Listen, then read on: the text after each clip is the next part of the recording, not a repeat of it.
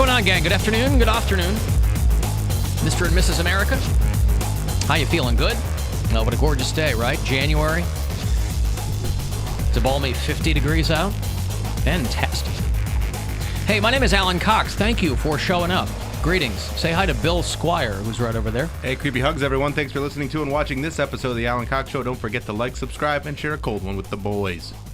Mary Santora is in an adjacent direction. Hi, guys. No babies. No babies. Adjacent. Woohoo. Now, I know that you've been keeping track, as it is well earned, of your sobriety. Mm-hmm. You post little mile markers along the way. You Usually recently each month, yeah. passed the 10-month mark of sobriety. I thought it was like 8 days. I know, it seems like forever, though. She often acts like someone, Bill, who's been 8 days sober. Right. You know, like the OSHA calendar in the shop. Mm-hmm. Days since last incident. Yeah. 10 months. 10 months. 310 days. Have you ever kept track Who's counting? Right. of how many days since your last pregnancy scare? No babies is your traditional greeting, because that top of the show is historically when you take your birth control pill. Correct. That number's gone down significantly with the no drinking. Yeah, right. But yeah, Imagine I don't even know when my last. You know Not what? hanging out with a lot of leave it in Larrys these Not days? really. No. Not a lot of oopsies. Leave it in Larry's.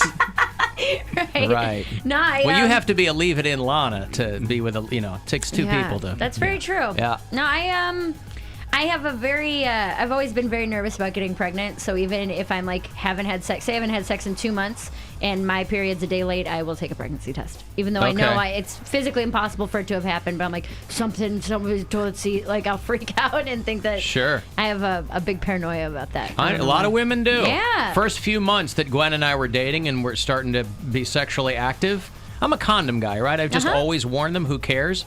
She'd still make me yank it out. Yeah. Yeah. Condom and... Can't. Condom and pull out. Yes, condom and pull out. That's Good for right. you. That's how she rolled early on. Why is that? Huh? Why? Because you like have a lot of women are paranoid about getting their. I go, and I get it. Like Just in case it breaks or there's something faulty. Yeah. I can see that. I have friends that were pill babies, so people are like, Well, that's what everybody says, but really the only time you can, I know that it's probably impossible to get. I mean, I'm not taking antibiotics. There's nothing. It's not impossible. It's improbable. Improbable. 99% effective or whatever, but.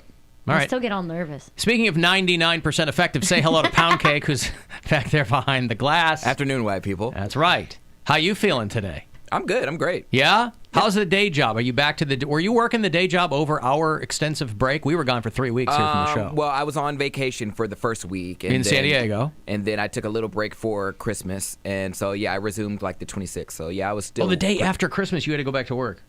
Well, I had a week off, and I went on a destination vacation. So, I was fine with that. So, the 26th and then New Year's. So, I was pretty much in the office while you guys were, off. You got your lights on in there? Gallivanting. There's a light blown. It looks better without. Without? Oh. And the sound of it is just...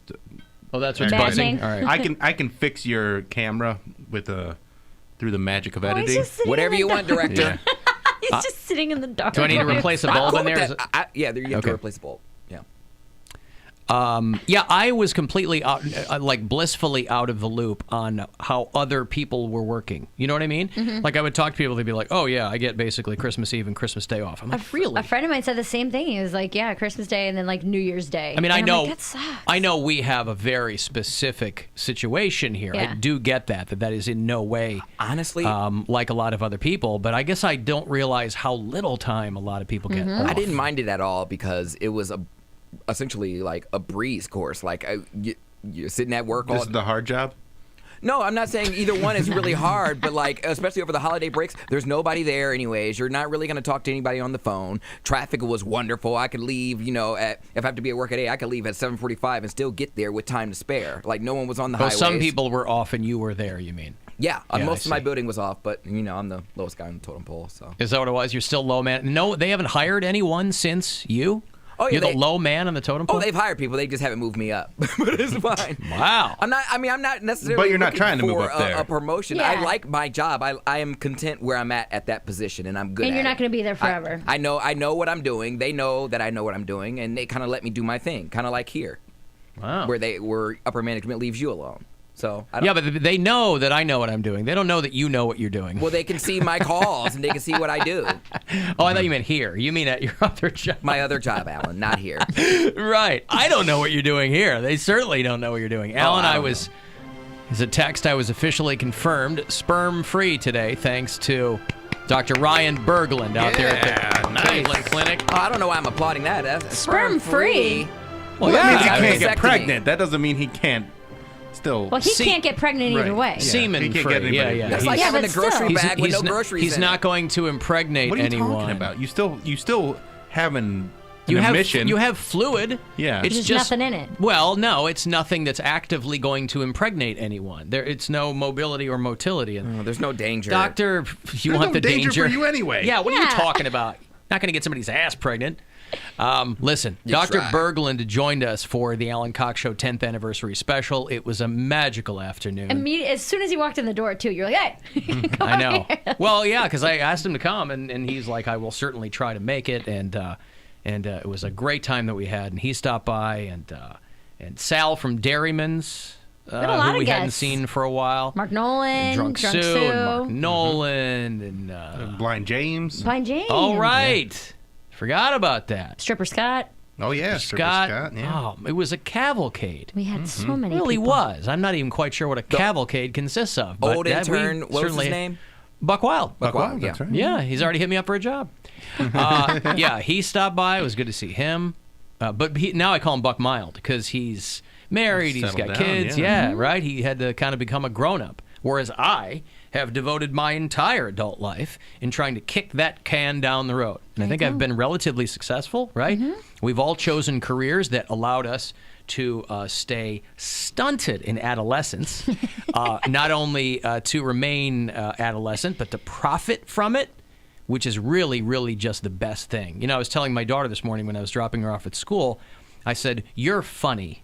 And I said, and your dad has made a very good living being professionally funny. And if you ever get a chance to do that, you should do that because it's great. Because you don't ever really have to grow up, right? And someday, sure, it'll be all over and I'll die some miserable, lonely death. But I will be able to cast my mind back to a life, if not wasted, then absolutely, Enjoyed. Yeah. Sure. Yeah. Right? What's the matter with that? Nothing. Not one thing.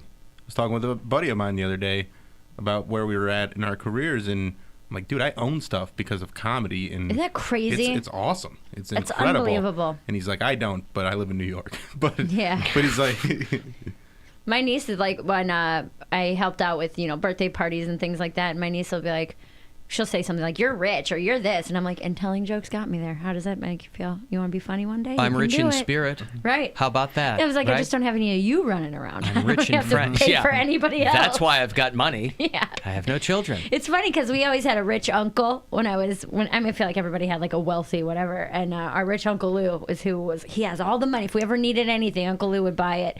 But I'm like, oh no, he was just a single dude with a good job. Like he wasn't married, and I was like, that's exactly who I am now. Like it's not even I'm making millions of dollars. It's like I don't have to pay for anybody Yes. else. Low Like, expenses, yeah. Yes.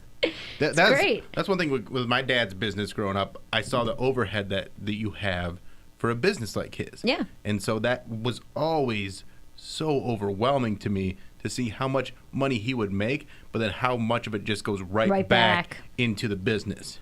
Yeah. Ugh. Alan, we all know why you pulled out. I know. Alan Cox. Super Sperm. I know why. I Is 2020 know. the year of the Alan Snip? You getting snipped up? I haven't discussed it. I think Bill's trying to push me down a certain primrose path toward getting snipped. Polar blast punishment. He has to get a vasectomy. Nah, Gwen's pregnant again. Who y'all kidding?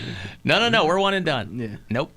Okay, let me break. I got boat show tickets for you. Let's get you out in the high seas. Why not, right? Happens at the IX Center. End of this month, I think. When's the boat show? 16th through the... But you're right. 16th through the 20th. Yeah, I'll be- Are you going to be at the boat show? I'll be there the 18th from 2 to 4 p.m. On the SS Squire?